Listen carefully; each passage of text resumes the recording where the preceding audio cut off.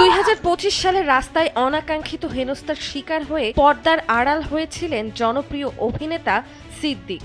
দীর্ঘ 1 বছরের কারাবাস শেষে সম্প্রতি মুক্তি পেয়েছেন তিনি। তবে কারামুক্তির পর সামাজিক যোগাযোগ মাধ্যমে তার দেওয়া সাম্প্রতিক পোস্টটি রীতিমতো চমকে দিয়েছে ভক্ত নেটিজেনদের। আল্লাহ পাক সবাইকে হেফাজত ও হেদায়েত করুন, আমিন সুম্মা আমিন। শুক্রবার নতুন লুকে তার ফেসবুকে 2টি ছবি পোস্ট করেন, যেখানে তাকে চেনা দেয়।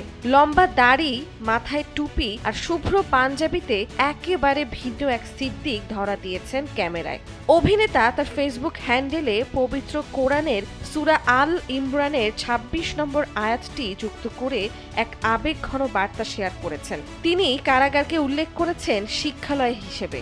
সিদ্দিক লিখেছেন, আমি যখন শিক্ষালয়ে ছিলাম তখন পবিত্র আল কোরআন শিক্ষা নিয়েছি এবং এই আয়াতটি অক্ষরে অক্ষরে অনুধাবন করেছি। আল্লাহ পাক আমাকে পূর্বের সমস্ত ভুল ত্রুটির জন্য ক্ষমা করুন। তার এই আমূল পরিবর্তন এবং আধ্যাত্মিক উপলব্ধির পোস্টটি সামাজিক যোগাযোগ মাধ্যমে ব্যাপক আলোচনার জন্ম দিয়েছে। জনপ্রিয়তার তুঙ্গে থাকা এক হাসি খুশি অভিনেতার এমন গম্ভীর ও ধর্মীয় অবয়ব দেখে নেটিজেনরা মিশ্র প্রতিক্রিয়া দেখালেও তার এই নতুন পথ চলাকে ইতিবাচকভাবেই দেখছেন অধিকাংশ ভক্ত।